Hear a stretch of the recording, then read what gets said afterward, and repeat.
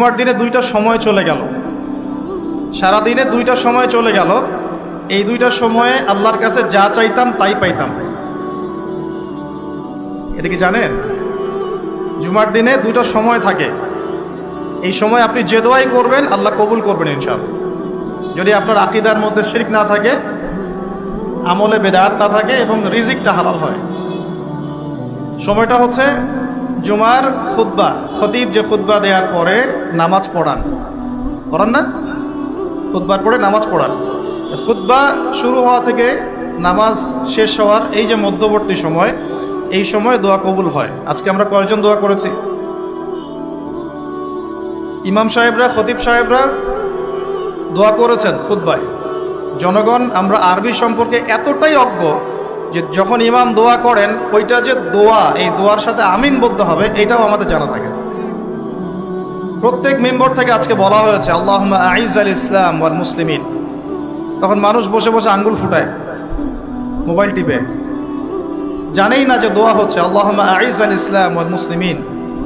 আল্লাহ ইসলাম এবং মুসলমানদেরকে তুমি ইজ্জত দাও, সম্মান দাও।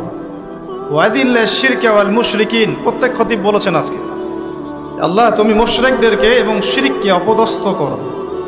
ওয়াদাম্মির আ'দা আদ-দ্বীন, তোমার দিনের যত শত্রু আছে আল্লাহ তাদেরকে ধ্বংস করে দাও। ওয়ানসুর ইবাদাকাল মুমিনিন, আল্লাহ তোমার মুমিন বান্দাদেরকে তুমি সাহায্য করো। এগুলো কি দোয়া না? দোয়া না? ভাগ্য ভালো মসজিদ কমিটি আরবি জানে না, নাহলে খতিব সাহেবের চাকরিও মনে হয় থাকতো না নাকি? ঠিক, আল্লাহ মাফ করুক আমাদেরকে। আমি যেটা বলতে চাচ্ছিলাম যে আমরা আরবি সম্পর্কে এতটাই দুর্বল এখন এই জেনারেশন, জুমার দিনের দোয়ার ওয়াক্তে আমরা আমিন পর্যন্ত বলি না। আরেকটা সময় জুমার দিনে আসরের ওয়াক্তের পর থেকে মাগরিব পর্যন্ত, আসরের ওয়াক্তের পর থেকে মাগরিব পর্যন্ত এই সময়টুকুর মধ্যে দোয়া কবুল হয়। আজকে কয়জন দোয়া করেছি? দোয়া হবে নিজের জন্যে, নিজের পরিবারের জন্যে, নিজের আত্মীয় স্বজনদের জন্যে, নিজের রিজিকের জন্যে, ব্যবসার জন্যে এবং উম্মতে মুহাম্মাদির জন্য। আজকের আলোচনার বিষয় দোয়া নয়, কিন্তু দোয়া একটা খুব গুরুত্বপূর্ণ বিষয়। কোনো কোনো ক্ষেত্রে মুসলিমদের কাছে এই দোয়ার অস্ত্র ছাড়া এখন আর কোনো অস্ত্র বাকি নাই। তো এই অস্ত্রটা কি আপনারা প্রয়োগ করতে পারবেন না পারবেন না? আল্লাহ পাক তৌফিক দান করুন, আমিন। যখন মানুষের অস্ত্র ধরার সুযোগ থাকে না তখন তার অস্ত্রই হচ্ছে অস্ত্র। অস্ত্র কি? মানে চোখের পানি, এটাই আপনার অস্ত্র। ইমাম শাফিঈ রাহিমাহুল্লাহ বলতেন যে তাহাজ্জুদের ওয়াক্ত, মানে যখন শেষ রাত চলে আসে, তাহাজ্জুদের ওয়াক্তে যে দোয়াগুলো করা হয় এগুলো এমন এমন তীর বা এমন অস্ত্র যেটা কখনো ব্যর্থ হয় না। কে চিল্লাচিল্লি করছেন? পুরো আলোচনায় একবারও ঠিক বলার দরকার নাই, কারণ আপনি ঠিক বললেও যেটা ঠিক সেটা ঠিকই, আর যেটা আপনি ঠিক বলবেন না, কুরআন সুন্নাহ যদি ঠিক না বলে এটা ঠিক না। তো এই ঠিক বেঠিকের দরকার নাই।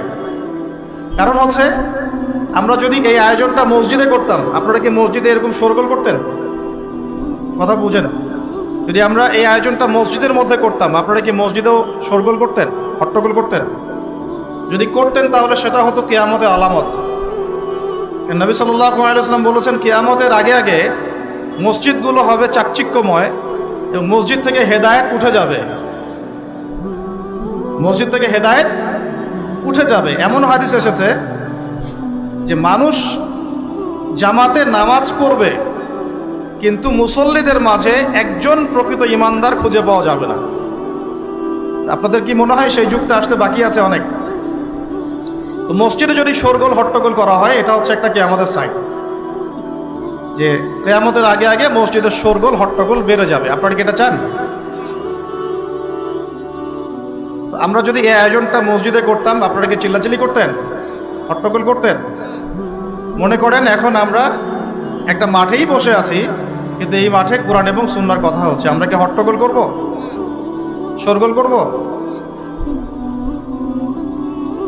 আল্লাহ পাক আমাদের সবাইকে কোরআন এবং হাদিসের সামনে আত্মসমর্পণ করার তৌফিক দান।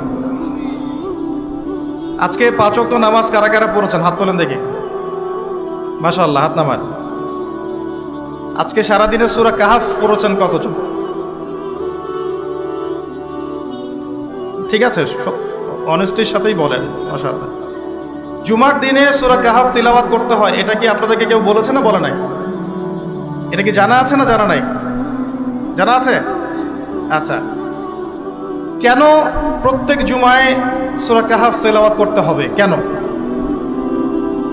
নবী সাল্লাল্লাহু আলাইহি ওয়াসাল্লাম বলেছেন, একটু মনোযোগের সাথে শুনতে হবে আর মনোযোগটা ধরে রাখার চেষ্টা করেন। 1 ঘন্টা 1.5 ঘন্টার ব্যাপার। আর আমি জানি এটা এমন যুগ যে যুগে মানুষ 10 মিনিট মনোযোগ ধরে রাখতে পারে না। এর কারণ কি জানেন? এর কারণ হচ্ছে স্মার্টফোন। এর কারণ কি? যে যত বেশি স্মার্টফোনে এডিক্টেড, তার মনোযোগ ধরে রাখার ক্ষমতা তত কম। আমরা এখন মনোযোগ ধরে রাখতে পারি না, এটা একটা অন্যতম কারণ।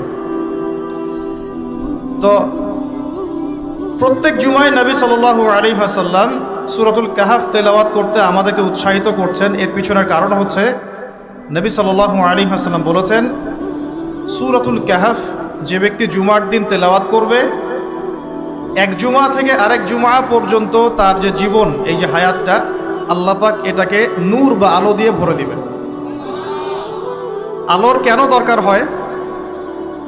আলোর দরকার হয় কেন?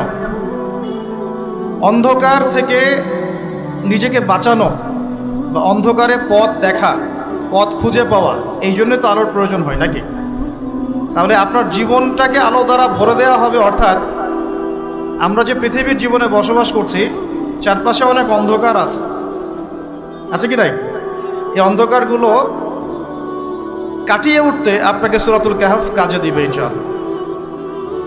তো নূর দিয়ে ভরে দেওয়ার অর্থ হচ্ছে আপনার জীবনটাকে আল্লাহ পাক ঈমানের নূর দিয়ে ভরে দিবেন ইনশাআল্লাহ।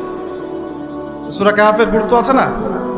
আচ্ছা, 2, নবী সাল্লাল্লাহু আলাইহি ওয়াসাল্লাম বলেছেন যে সূরাতুল কাহাফ যে ব্যক্তি জুমার দিনে পড়বে এবং এর কমপক্ষে প্রথম 10টা আয়াত মুখস্থ করবে, তার জীবদ্দশায় যদি মাসিহুদ দাজ্জাল বের হয়, এই দাজ্জাল সেই ব্যক্তির কোনো ক্ষতি করতে পারবে না। খুশি হন নাই? একটু বোঝায় আপনাকে যে এই পৃথিবীতে এখন যতগুলো সমস্যা আছে বা যতগুলো ফিতনা আছে, এগুলোকে যদি একত্রিত করি তবুও দাজ্জালের সমান হবে না। নবী সাল্লাল্লাহু আলাইহি ওয়াসাল্লাম বলেছেন, পৃথিবীতে আদম আলাইহিস সালামকে সৃষ্টি করার পর থেকে কিয়ামত পর্যন্ত মাসিহুদ দাজ্জালের মতো ভয়ঙ্কর কোনো ফিতনা আসে নাই, আসবেও না। আল্লাহর এমন কোনো নবী নেই যেই নবী তার কওমকে দাজ্জাল সম্পর্কে সতর্ক করেন নাই। এমনকি নূহ আলাইহিস সালাম পর্যন্ত তার কওমকে দাজ্জাল সম্পর্কে সতর্ক করেছেন। আর আমি মুহাম্মদ সাল্লাল্লাহু আলাইহি ওয়াসাল্লাম তোমাদেরকে একটা বাক্য বেশি বলছি যা অন্য নবীগণ বলেন নাই। সেটা হলো মাসিহুদ দাজ্জাল এক চোখে অন্ধ হবে, তোমাদের রব আল্লাহ তিনি অন্ধ নন। যে ব্যক্তি জুমার দিনে সূরা কাহাফ তেলাওয়াত করবে এবং সূরা কাহাফের প্রথম 10টা আয়াত কমপক্ষে মুখস্থ করে রাখবে, এর হক আদায় করবে, তার জীবদ্দশায় যদি দাজ্জাল বের হয়, দাজ্জাল তার কোনো ক্ষতি করতে পারবে না। পৃথিবীতে যত ফিতনা আর ফাসাদ এখন দেখছেন, শিরকের ফিতনা, বেহায়াপনা, বেপর্দা, রিবা বা সুদ, মাদক, দুর্নীতি, জুলুম, নির্যাতন, চুরি, ডাকাতি, যত কিছু, সব কিছুকে একত্রিত করলেও দাজ্জালের সমান হবে না। তাহলে আমরা কি এই ফিতনাগুলো থেকে বেঁচে থাকতে পারছি? আপনি কি পর্নোগ্রাফির ফিতনা থেকে মুক্ত? আপনি কি ইন্টারনেট জগতের এই নোংরামি ফিতনাগুলো থেকে মুক্ত? আমি কি মুক্ত? আমি নিজেও মুক্ত না। আপনার সামনে ভালো সাজারও আমার কোনো দরকার নাই। আমরা যারা ইন্টারনেটে ঢুকেছি একবার দুইবারও, জীবনে কখনো তারা কেউই চোখের পাপ থেকে বাঁচতে পারে নাই। তার ভালো সাজার তো প্রয়োজন নাই, আল্লাহকে ইস্তেগফার করার দরকার, আল্লাহ মাফ করে দেন। আমরা কি এই যুগে ইন্টারনেটের এই নোংরামি বেহায়াপনাগুলো থেকে মুক্ত থাকতে পারছি? না। আমরা কি এই যুগের সুদভিত্তিক অর্থনীতি থেকে মুক্ত থাকতে পারছি? আমাদের যুব সমাজ কি এই যে টিকটক বলেন, পাবজি বলেন, ফ্রি ফায়ার বলেন, মাদক বলেন, কিশোর গ্যাং বলেন, এগুলোর ফিতনা থেকে তারা কি মুক্ত? আমাদের মেয়েরা কি ফেমিনিস্ট রেভলিউশনের ফিতনা থেকে মুক্ত? আমাদের মেয়েরা কি বেপরদামির ফিতনা থেকে মুক্ত? যুবক যুবতীরা কি হারাম অ্যাফেয়ার্সের ফিতনা থেকে মুক্ত? পরিবারগুলো কি পারিবারিক কলহ থেকে মুক্ত? আমাদের সন্তানরা কি ফিতনা থেকে মুক্ত? আমাদের প্রত্যেকটা খাবার কি বিশুদ্ধ, পরিশুদ্ধ না করাপ্টেড? আমাদের বিশ্বের পুরো পলিটিক্যাল সিস্টেমটা কি আল্লাহ পাকের আইন দ্বারা চলছে? আমাদের পুরো মুসলিম উম্মার প্রত্যেকটা জাতি আজকে কি কুফফারদের নির্যাতনের ফিতনা থেকে মুক্ত? তো আমরা যদি এই ফিতনাগুলো থেকে মুক্ত হতে না পারি, কিভাবে দাজ্জালের ফিতনা থেকে আমরা বাঁচতে পারি? আমি কি বুঝাতে পারছি দাজ্জালের ফিতনা কত বড়? বুঝতে পারছেন? সে যখন বের হবে তখন সে সারা বিশ্বকে শাসন করবে 40 দিন। কতদিন? যার প্রথম দিনটা হবে 1 বছরের সমান, দ্বিতীয় দিনটা হবে 1 মাসের সমান, তৃতীয় দিনটা হবে 1 সপ্তাহের সমান, বাকি দিনগুলো হবে আমাদের দিনের মতো।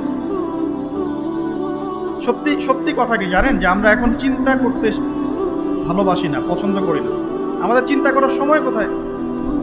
আমাদের সকালবেলা ঘুম থেকে উঠে ব্রাশে পেস্ট নিয়ে বাথরুমে যেতে হয়, কারণ আমাদেরকে অফিস ধরতে হবে 8টায় 9টায়, কাউকে স্কুলে কলেজে ইত্যাদি ইত্যাদি। চিন্তার সময় কোথায়?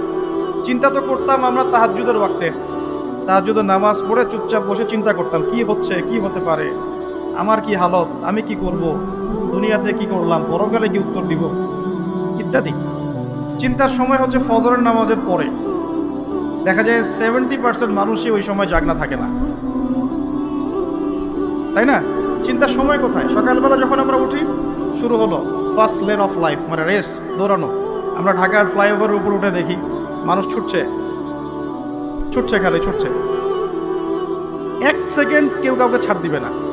তখন গাড়ি ড্রাইভ করছে, 1 সেকেন্ড সে যে ছাড় দিবে, একটু দাঁড়াবে, আমরা চলে যাব, সাইড দিবে না, কারণ ও আর প্রতিযোগিতায় আছে, কে কার আগে যেতে পারে। কেউ কাউকে ছাড় দেয় না। এটা কি কিসের প্রতিযোগিতা? দুনিয়ার। এই ব্যস্ততা কিসের বলেন? দুনিয়ার। এখন এই ব্যস্ততার সময় ঠান্ডা মাথায় চিন্তা করার সময় কোথায়? এই যে আমি বললাম একটা হাদিস, এই হাদিসটা তো চরমভাবে বিশুদ্ধ, যে দাজ্জালের প্রথম দিনটা হবে 1 বছরের সমান। কখনো কি ভেবেছেন যে 1 বছর একটা দিন কিভাবে হতে পারে?